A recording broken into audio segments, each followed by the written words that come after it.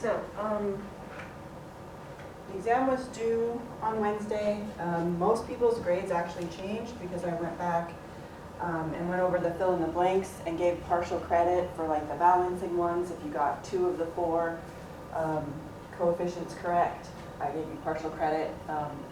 So your score most likely went up already. I have also posted an extra credit.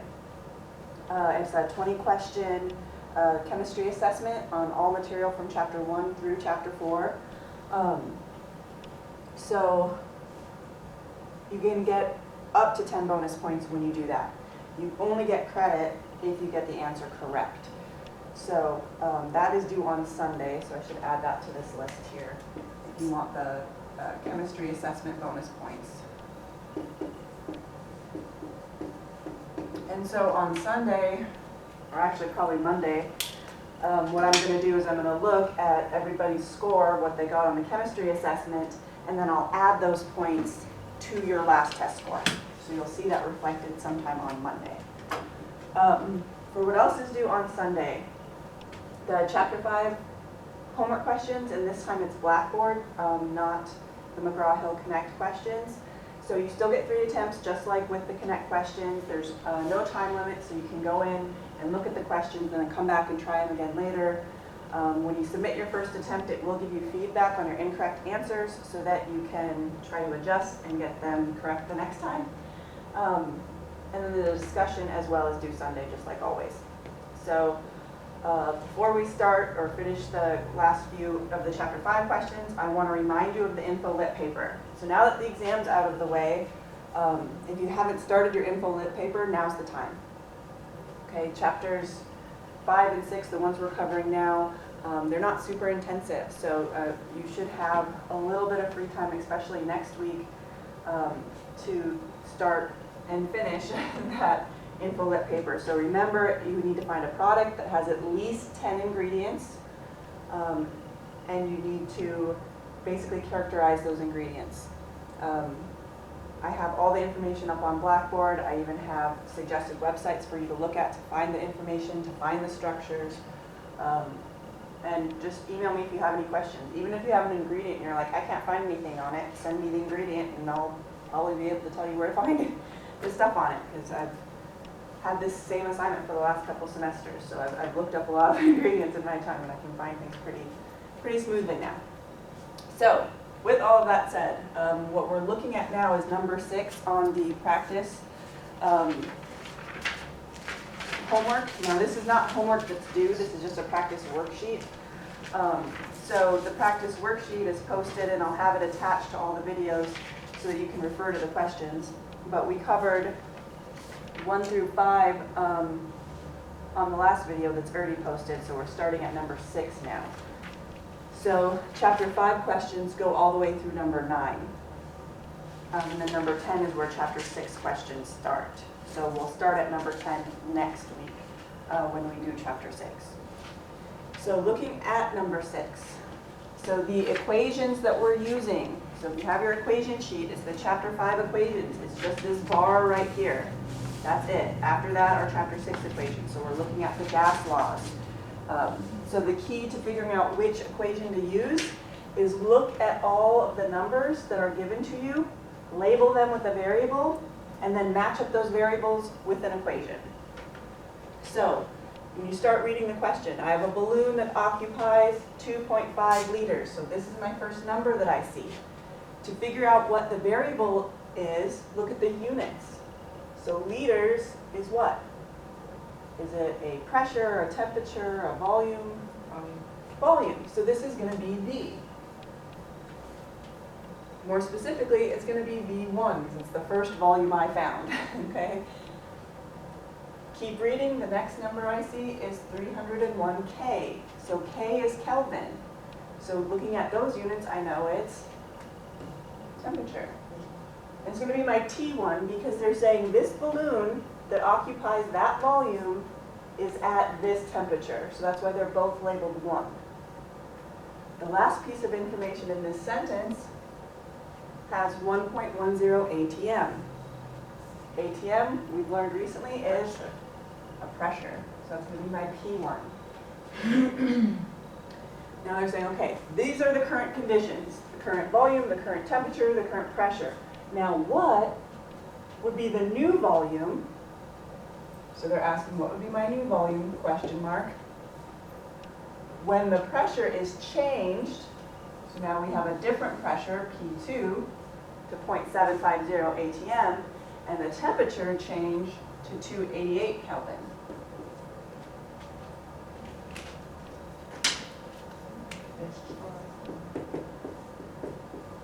And which law are you looking at? Charles? Charles' law. So does Charles have volume, temperature, and pressure? Oh, no. So we need one with all three. Yeah, that's the combined gas law. It's going to be the combined gas law. Correct. So B2 question mark. I like to make a list. Some people like to just underline and label, and that's fine. Whatever works for you. This helps me from looking back at the question too many times if I make a list. 288. Okay. So with all those variables, yes, we need the combined gas law. That P1, V1 over T1. Yeah. Yeah, okay. Equals B2.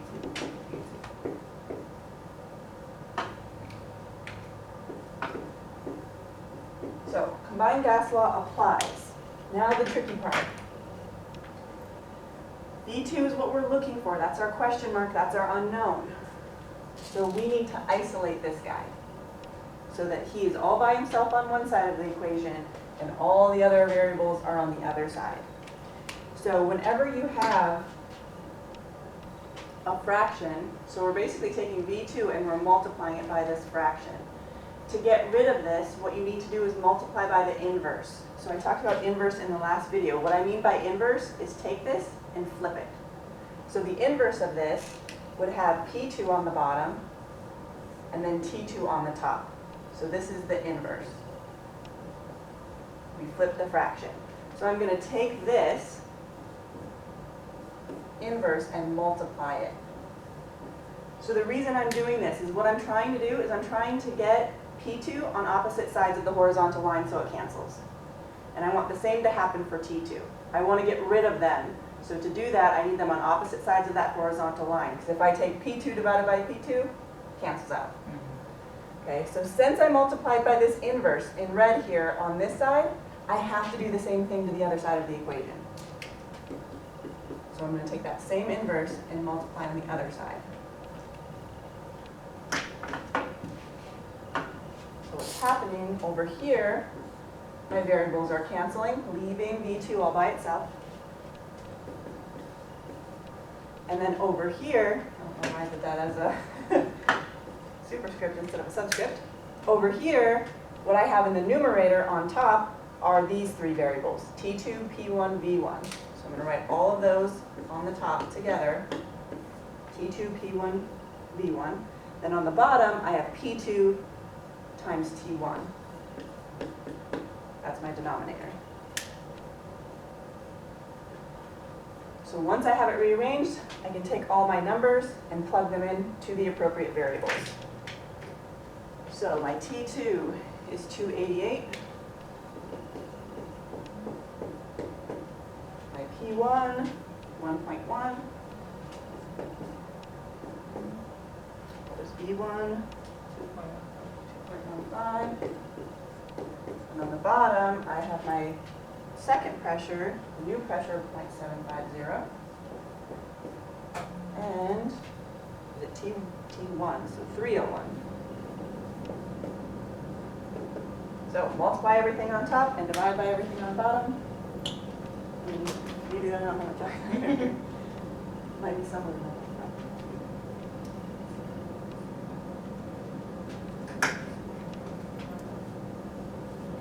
How many sig figs are we looking at? Looks like 3 significant figures. 3.02. And then for units, volume, look at what V1 was in. It was in liters, so this is going to be in liters. Okay, and that's usually the case. But if the volume was in milliliters, we could have left it in milliliters. It would have just made our answer in milliliters as well. And you can do this for the equations that have volume on both sides of the equal sign, or that have pressure on both sides of the equal sign. It's the only time. Otherwise, you need to convert it. And what I mean by that is for the ideal gas law that only has one pressure and one volume, you have to have the pressure in ATM, you have to have the volume in liters for that one. And we'll see that, I think, in the next problem. So, number 7, that guy. So I'm not going to write the question down this time. Just refer to the worksheet. There's only one piece of information in there anyway. Actually, there's more than that, but we have to figure that out. So number 7 is calculate the volume of 0.250 moles of chlorine gas. That's what Cl2 is. It's chlorine gas, it's diatomic, at STP. So the 0.250 moles is the only number that they give us. And moles, we've used moles before in chapter 4 quite a bit, but the variable, the letter that belongs with it is N. So that's what it's represented by, the letter N. Now, they didn't give us any other numbers, but what they did say is it's at STP. So STP means standard temperature pressure. So they gave us the temperature and pressure by saying at STP. So the temperature, standard temperature is 273 Kelvin, I believe.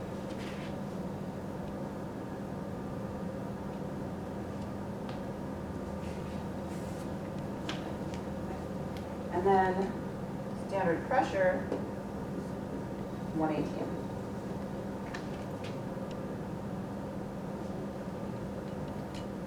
So, when you're doing, just a side note, sig figs for this, you're not taking into account sig figs from standard temperature and pressure, just from the number in the problem itself. Just a little reminder there. So we have our mole value, we have our temperature, we have our pressure.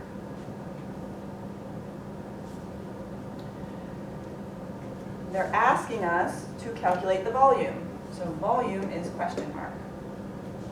Now notice in this one, we only have one volume, one pressure, one temperature. Okay, so that means we can't use Boyle's law, Charles' law, Avogadro's law, or the combined gas law. That only leaves one left. The ideal gas law, PV is equal to NR.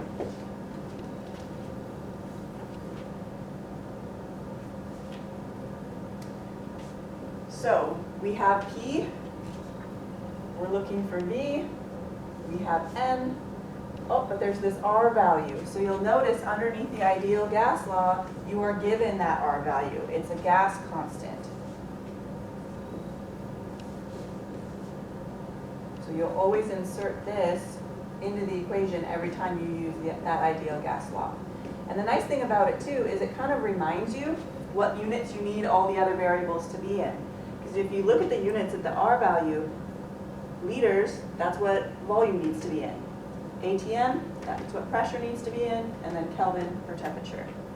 Moles is always going to be moles, so you don't have to worry about ever converting that guy. So now, let's rearrange it and solve for V. V by itself, we want to do the opposite operation. So right now we're multiplying P times V. So to get rid of P, we're going to divide. Whatever we do to one side of the equation, we have to do to the other. So P cancels, and I get nRT over P. Plugging in, we have moles, 250. R.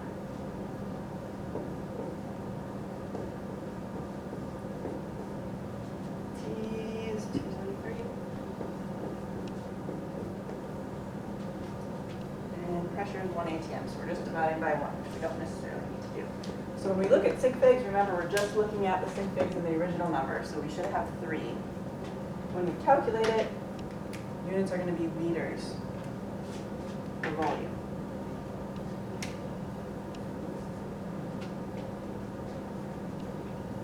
You said how many sig figs? 3. 3, yeah. 5.60.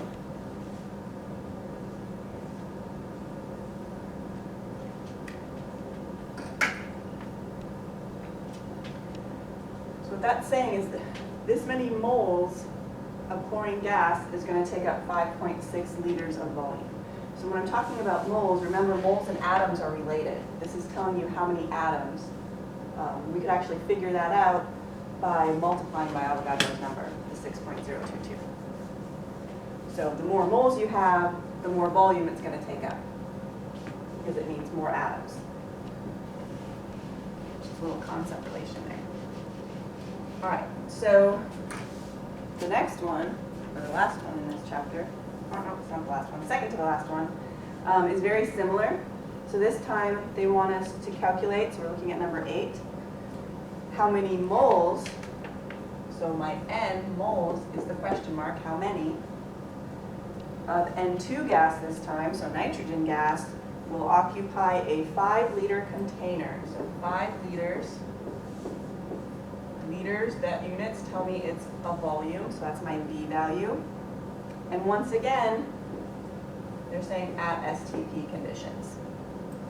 So they're giving us the temperature by saying that, and they're giving us the pressure.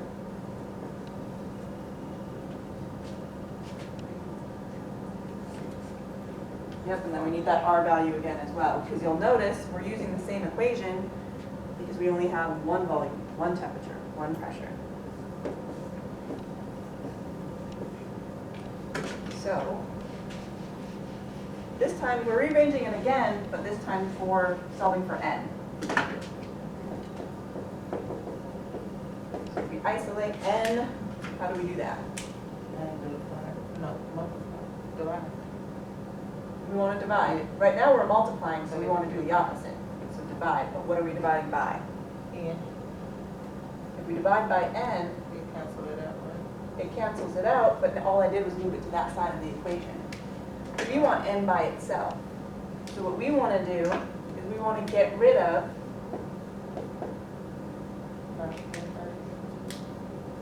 so we want N by itself, so we don't want to do anything to him. We want to get rid of R and T. Yeah. So to get rid of R and T, we need to divide by R and T. Yep, so when you're rearranging, kind of circle what you want to keep, and then the rest is what you want to get rid of. So you'll either divide or multiply to get rid of the rest. In this case, we're dividing because we need them on opposite sides of the horizontal line. So since I divided by R and T on this side, notice I also did it on this side. You have to do the same thing to both sides of the equation to keep it equal. So here it cancels so that N is by itself, which was the goal. And then I have PV over RT.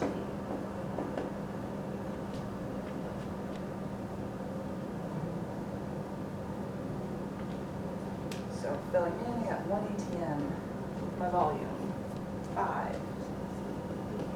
R value, 0.8. What's my temperature? 273. 5 divided by all that. We're looking at sig figs.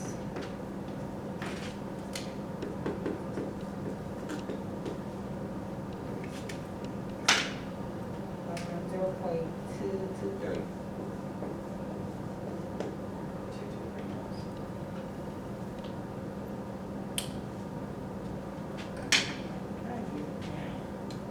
And you could even do a comparison with the last one, because the last one, the volume was 5.6, so the volume was higher. But notice the moles were also higher. Kind of see that correlation. All right, now the last one. So the one equation we haven't used yet, we're going to use in the next one. This is the law of partial pressures. We don't see this one too often, but that's why I only have one problem on it. I have another problem on another video I've already posted that I did as well. But you have a gas mixture. So for a gas mixture, whenever they say that, you have more than one gas. Because notice, all the problems we've done so far, we've been talking about one individual gas, whether it be helium, or nitrogen gas, or chlorine gas, but it's been one gas. So whenever you see a problem that says, oh, we have 3 gases combined, that should automatically tell you, okay, it's the law of partial pressures. Because that's the only law that I can have more than one type of gas. mixed together. So my gas mixture is N2, F2, and helium. So we have nitrogen gas, fluorine gas, and helium. And they give us the partial pressures. So partial pressure, let me just write the equation so you can see where I'm getting these variables. It's total 1, 2, 3, and there's dots after it. The reason for these dots is because you can have a gas mixture, in this case, 3 gases. But you could have a gas mixture with 10. So if you had 10, you would just have P1 all the way through P10. So that's all those dots mean. So in this case, we just have 3, so I'm going to stop there. The 3 that they told us we have is fluorine, nitrogen, and helium. Does it matter what order they go in? Absolutely not. Because they all have the same function. You're adding them, so you can mix them up as much as you wanted. So this is what the equation becomes. I just labeled the 3 gases. So that over here, when I start writing the partial pressures or the total pressure or whatever variables they give me, I can plug them in easy. So the first one they give me, they say the partial pressure of nitrogen. So that's my P sub N2, partial pressure nitrogen. They told me it's 0.35 atm. Then they say fluorine gas is 0.45, so that's the partial pressure of fluorine gas. And the units on these don't matter either, they just need to be the same. So if one was in ATM and the other was in torr, I would need to convert that. But they're both in ATM, so I just leave it how it is. If both were in torr, you could leave them both in torr, just so that they're the same units is what's important. Next, it says if the total pressure, so they're giving us the P sub T, the total pressure, is 1.20 atm. What is the partial pressure of helium?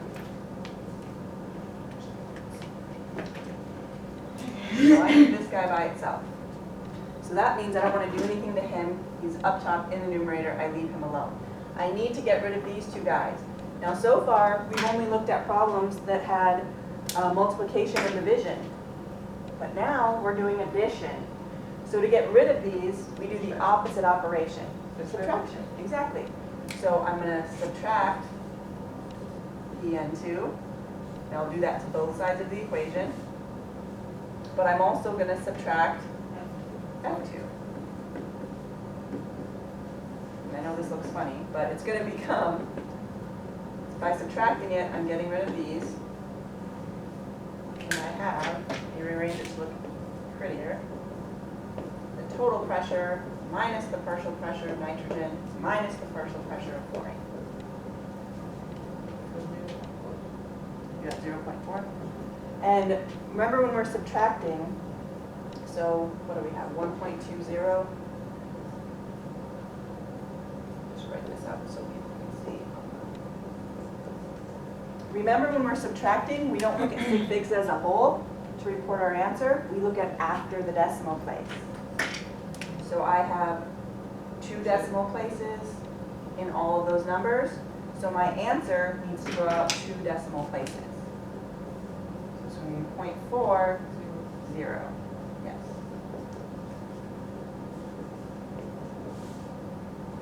Oh, H2, and this is supposed to be helium.